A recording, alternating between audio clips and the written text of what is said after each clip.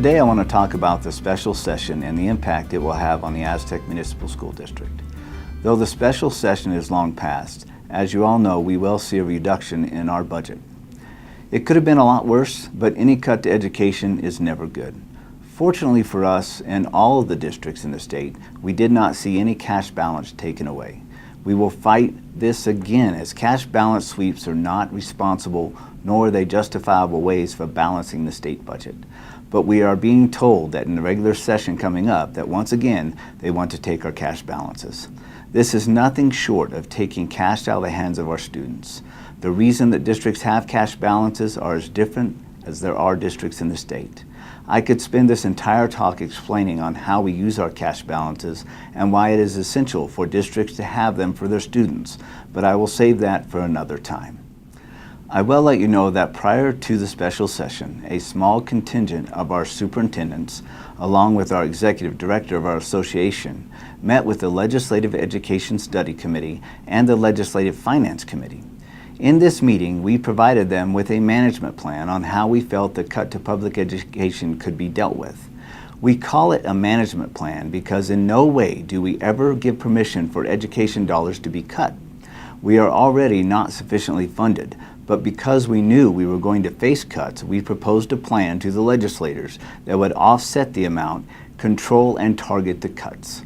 The plan is essentially what came out of the session, with one exception. We did not expect the governor would veto a portion of the bill. There are three main portions of Senate Bill 9 that affect educators in New Mexico. The first is a reduction in the state equalization guarantee, which is the main funding source for schools. It has been reduced statewide by 1.5%. This will reduce the funding to our district by about $320,000. Overall, it saved the state $37.5 million. A second area that affects school districts is the area of categorical funding, which consists of cuts in transportation funding and instructional materials. Across the state, this was a reduction by about $30 million. There was $12 million credit that existed in this area, so the amount suggested to be cut in this area across the state was $12.5 million in transportation and $5 million in instructional materials.